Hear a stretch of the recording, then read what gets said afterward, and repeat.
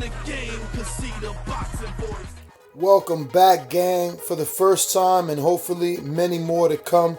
Don't forget to subscribe to the YouTube channel and click on the notifications right here, this little bell, so you can get those emails every time we go live. Peace. ThaBoxingvoice.com. Yeah, I'm here with Antione Douglas.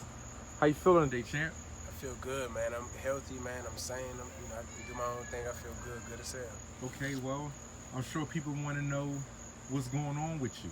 You know, what's new? Not much, man. I'm working. I got me a job, and I'm just really relaxing on, man. Doing my own thing, keeping my head, above water, and staying away from, snakes and garbage and trouble and all that. So that's what I'm at now. Working this job, and I teach boxing. I do also personal clients, some in-home clients, some in gym, and I teach boxing classes, boxing fitness classes also. So still sticking within that range of the sport, and also looking to dip and dab into other things as far as business and to keep an avalanche in my finances. Okay. So that's about it. Okay. Now off camera we were talking about some previous matches. First before we get into that, right? I want to ask you two fights in particular. Let's talk about Khurtsidze and O'Sullivan, but let's not talk about the outcomes of the matches. What I want to know is, do you feel like you've been matched extremely hard for a young prospect, and what do you attribute that to? I feel like for a young prospect, yes, and many would agree with that. And I feel like also due to situationally, there could be a no to that also. And yes, because I was a young upcoming prospect and I was moving at an extremely fast pace. And I was moving at that pace off simply what I was able to do inside of the ring, opposed to what was being done to keep me that able outside of the ring. You get what I'm saying? So that was that's the 50-50 part of it.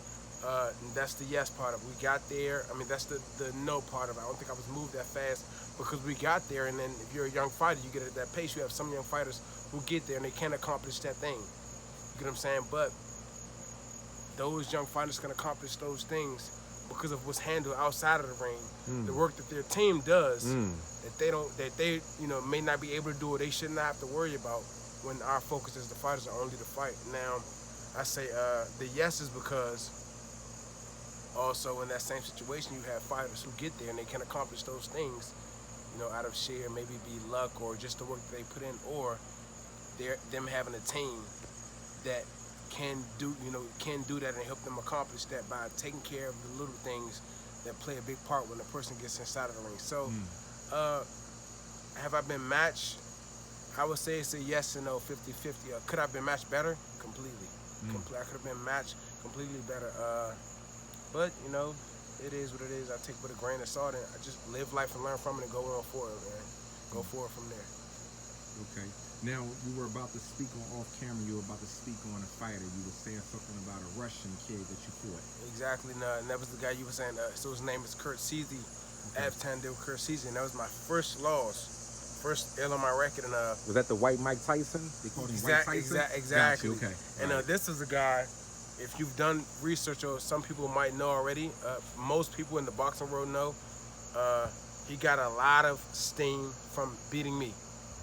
And from there, soon after, he got locked up and he was in jail. He was in prison for a number of things. He was a part of the Russian mafia, the Russian between New York and Russia cartel, racketeering. He was a murder for hire, so basically like an assassin. He was a casino hack. And when I fought this guy, I had people at my gym, people all around. People to this day say, man, you fought a steroid head. This guy was on steroids. And to date, we still have no evidence or anything to prove that. But to date, people still tell me that. And to date, I cannot remember that fight.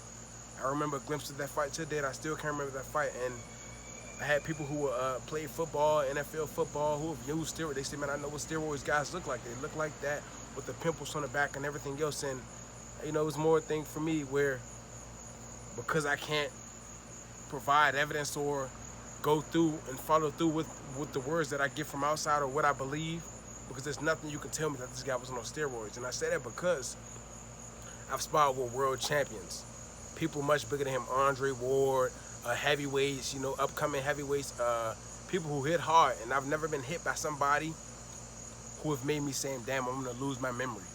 And either the first or second round, I got hit by this guy, and I can feel my brain shifting and hitting up against my skull. And the last thing I remember saying was, man, if I get hit with too many more of these shots, I'm not gonna remember anything. I put my hands up, next thing I know, I remember wiping the blood off my eyebrow when my eye was cut and getting off the mat. Next thing I know, I remember hitting him with a good combo. He stumbled back. People said I started coming back. Next thing I know, the ref was waving it off. In my mind, it was the 5th round. Coming to find out, it was the 10th round. And so that was that fight. Now, from that fight, we got checked out, and it became a situation with the commissions not wanting me to ever fight again because of the damage I took from that fight, and maybe them knowing some things that I had may have not known or whatever. And went to the doctors, got my brain checked out and everything. I had blood on the outer layer of my skull. I was off a year from there, and the way, so scientists and doctors don't fully understand the way the brain works.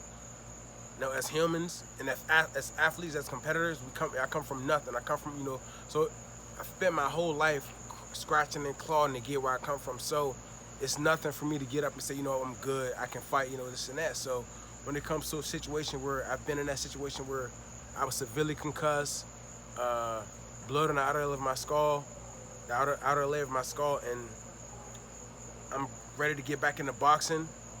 They want to check me out on this and that. And of course, I feel good, I feel strong, but there's something that might not be there that I might not know myself, my coaches might not know, and you know, anybody else looking on the outside might not know, because they see, oh man, Antoine, you were great before. They'll always see you in that image that you were before. And me being the competitor that I am, and wanting to still be great and chase after that, of course I'm gonna try to ignore the facts that I might feel or I might know where, man, I'm not who I was before. And that was from that fight. So that was the Antione Khurtsidze guy. The fight with what's this?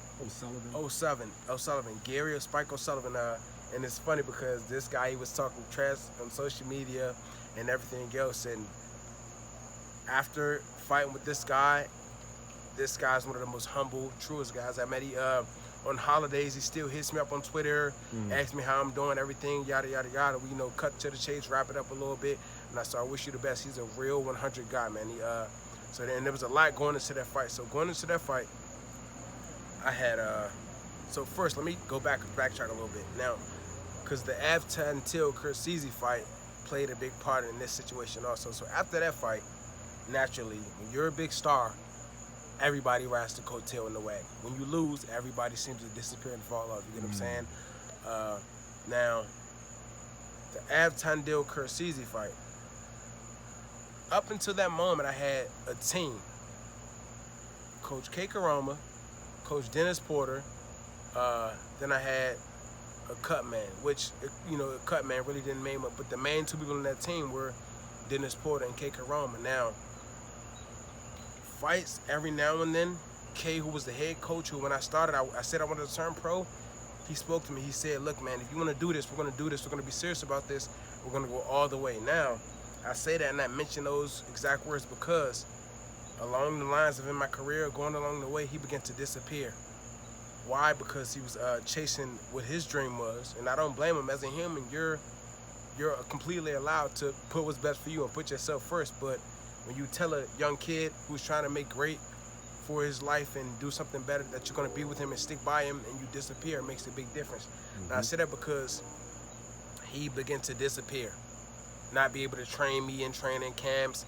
I would have to travel all over the place and be here and there with him in Colorado, the training camp and everything else. So that played a big part in the struggle in my career, where if we're all pushing the same, we're pulling the same train, if one person starts to let go, that train is going to hold the rest of us back, you know what I'm saying? So the Antione Khurtsidze fight, no training camp, K was not there.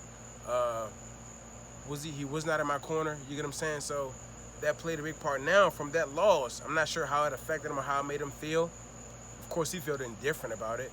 And I feel like it pushed him further away, which was it made it easier for him to say, you know what, I can let go now. You know, it made it easier for him to say, well, whatever, you know, you've lost now. I can let go. I really have no reason to keep fighting or pushing forward. There's not much more greatness. You've been taking an L.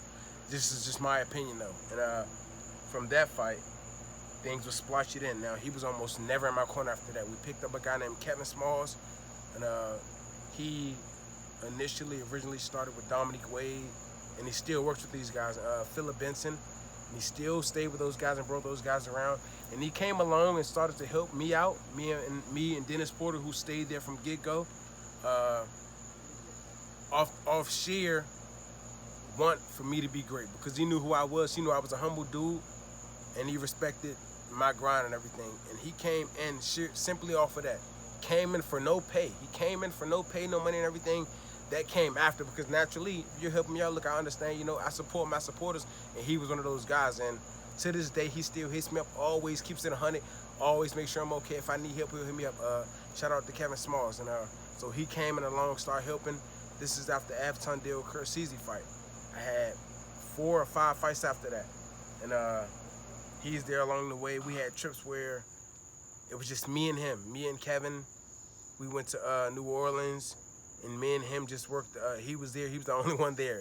He worked my corner, no cut man, no nothing, just him. And from there we had fights on. Then that led and worked my way back up to the rankings, where I got to face Gary O'Sullivan. Where the situation is, let's put it together. K isn't there. I got severely concussed. My team is in shambles now, because I don't, you know, Kevin is just getting on board, which, if you know athletes or combat, let's say boxing or MMA or anything, for a person to get used to a coach, or to, you know, get things really flowing the way it should be, it takes time. That doesn't happen in a couple of fights or a couple of months. So with that all to play, going into this fight, I'm there at the fight, and this is also what people don't know, those things as well as this. The day of either, I can't remember either the weigh-in or the fight, my promoter was there. He had flew K in against my, own demand. I would have rather K not been there, because K was not in training camp that whole time, and he had no idea what we've been working on, or what we made progress in, or what, was still needed a little bit tampering with it, whatnot. He flew K in for his better interest, believing that K would make the difference and everything. And they were back and forth to my room. Smalls, are you okay? K, are you okay? This and that, which is natural. Coaches and promoters go back to make sure the fighter's okay. I had a room of my own. And from getting up, and the weight drain from getting up so much, I fainted, and had Vito, my promoter, and not be there at the door to catch me, I would have hit the ground and fell.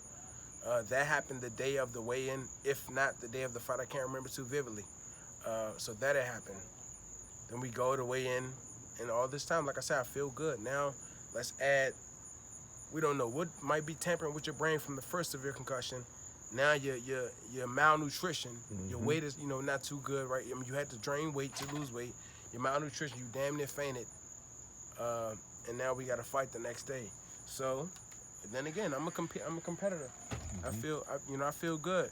I feel good. I feel great. I'm not gonna, let that stop me or anything. So, we get into the fight. I feel good. I'm, doing good. And it's funny. I saw that fight, the full fight after, and you would hear Roy Jones saying, "Man, he does not look like himself." And when I watched that fight, I look at him like, damn, Twan, you was not yourself. I look like a zombie in the ring, getting hit with those shots, not being able to retaliate and looking slow. And I wasn't in my zone, and that came from the fact that I had all these things in my mind. A coach that shouldn't have been in my corner, who was in my corner, who was not on paper to be in my corner. You'll hear Roy Jones say that too. It's funny, the chief is not in the corner, but his name is there, Dennis Porter. And this was all against my better interest. So, along with trying to fight and deal with all those things, it doesn't make for a good mix. And that led to me losing my last fight, and even more, getting knocked out. And it put things in a context now to my situation now, which bred this whole discussion. For me right now, boxing is in the rear view for me. If it comes up a year from now, a year or two from now, I'll be 26 on September 4th. I still got time, but right now, I'm looking to put my eggs in other baskets, man, because after being through what I've been through, it's only detrimental for me to try to build myself back up or get back in the ranks where I'm taking damage where I don't have a team.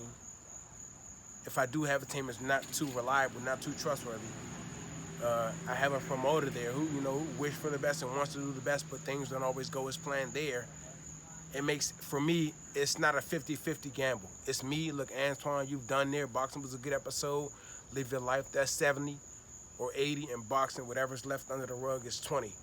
If I can get to a balance or where it's better off for me, then I see that coming. But then again, after you put things in a context, I love the sport of boxing, but I love life a lot more, man. Life after boxing, life goes on. And like Andre Ward says, man, I'd rather retire from the sport than have the sport retire me. You get what I'm saying? So that makes a big difference, and it makes a big impact on my life. And I love being able to communicate and talk with people. I'd rather not, have to use a machine or be a vegetable. You get what I'm saying? So with all that detriment and all that struggle and triumph, all that struggle and some triumph after being in the sport of boxing, is just put things in the context, man. What do you really want to do, and who really cares for you, or what are you really fighting for, or was it enough? Is it really worth it? So after being through all that, man, I enjoy my sanity, my friends, man. We're like big geeks and dorks, man. Video games, hang out, passion, the shit I do, man. I enjoy that better, because for me,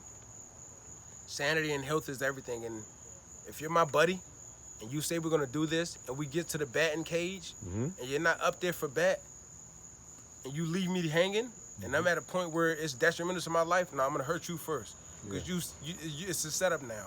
You get what I'm saying? You fuck me over. So if that's the case, nah, man, get the fuck out of here, or I'm not gonna be around you. So, like I said, I stay away from all of it, man. I stay completely out of the way, man. So it's my sanity, man. If not, I go crazy, trying to keep people in check, or having to, act, what the fuck was this about, We had this going on, why did you turn on me like that? You get what I'm saying? So, and if you can't give me a straight answer, which I know most people can't, because they don't even understand themselves, I'd rather, look, I'm peaceful, man. Go about it, man. I'm happy now. I can speak where I still got my sanity. Nice job and everything. It was a good platform, and it lead me to be able to branch out into other avenues. Look, I'm happy, man. Let me do my thing. You go do your thing. I completely understand. And for that, it just took the mental capacity I happen to be blessed with, man, to have that understanding. Some people don't have it, and it could be easy to go and say, oh, man, that was fucked up. Why y'all put me in this position, yada, yada, yada. But look, you're a man. You're going to do what you're going to do what's best for you, and that's completely fine. You're supposed to put yourself first. I'm going to put myself first and say, look, leave me out of it, man. So that's where I'm at right now, to sum up and completely. There we go right there. Okay. I got one last question for you. What is it? If you could just tell a young fighter right now, somebody that looks up to you, somebody in the gyms all day, every day, and he's looking to turn pro one day, if you could just give him one word of advice, what would it be? I would say, man, take your time. It would have to be more than one word. But if I had to put it in one word, it'd be one phrase. Put yourself first, man. Only you can put yourself first. Put yourself in every aspect. You be the boss. If you got to step on motherfuckers' toes, you got to grab them by the neck. Do what you got to do, because at the end of the day, it'll pay off. And let's see. Like the motherfuckers who they call assholes in the sport of boxing. Roy Jones was one of those at one time. Floyd, they getting their best interest now, because they put their foot down and they didn't let a motherfucker say what they was going to do or not. Me, I was the young kid. I was always nice and humble and chill. And they always tell you to be humble. And they tell you that to camouflage the fact that they don't want you to be an asshole, to approach them in a negative aspect, or to question what they're doing. And the word humble is, so to speak, conglomerates and symbolizes a lot of things. Because when you think of being humble, I need to be calm and chill and relaxed. And I need to not open my mouth, man. Open your fucking mouth. Only you can. You got to open your mouth and question everything. So, and I say that all to say, mainly just put yourself first, man. Be your own boss, and that's pretty much it, man. Put yourself first, man. Do for you first. Do for you first. If somebody in there in your circle, you feel like get them out of there. Get them out of there. Do what you got to do first, man. Get them out of there. Situations like this happen in plenty of boxes. Just happened to my sister. She took her first. She got a draw. She got a draw, her first draw, I think. And the same situation happened. the coach that worked her corner wasn't there. The person that did work her corner, she only got like 3 minutes of mid-work because that person was trying to put the ring up. You get what I'm saying? So, and as I was telling her, look, we come from the same thing, Riri. We blood, you know, we come from the same fucking shit. You know what time it is. I fucking go to bat for you and do whoever, and it don't matter. But I'm not going to sit here and it be a part of, because her safety is a part of my sanity too. Look, I'm not going to sit here and let you get hurt because motherfuckers is dribbling too many other basketballs. Nah, do what you got to do first, Riri, and you let me know, and I'll take care of it. You get what I'm saying? So this shit happened in the sport of boxing, man. And like I say, look, and it gets a little bit racial. It's like we're entertainers, man. When you're an entertainer, your job is just to do simply one thing: entertain. Modern day gladiators. Exactly, modern day gladiator, and in a sense, modern day, like, you know, ownership or slavery. You get what I'm saying? Your job, people don't really care, you know, about what you're saying. They, you know, people don't really care about what's going on unless you helping them benefit. You get what I'm saying? So you got to put yourself first. You got to make sure you benefit first. They gonna, you know what you're getting into. Put yourself first and know what you're getting into. Okay. So that's about it right there. Okay. Well, I want to thank you for your time, Thank champ. you, man. ThaBoxingvoice.com. I'm Jay Goodman. Thanks for clicking on. TBV family, yes, YouTube has been cutting funding to their channels as of late, and with net neutrality going through its process, the internet is changing. If you want to keep your favorite channel intact, coming up with tons of content, and plus get hours and hours of extra content, head over to patreon.com/ThaBoxingVoice to become a member of the TBV family and help support the channel. Peace.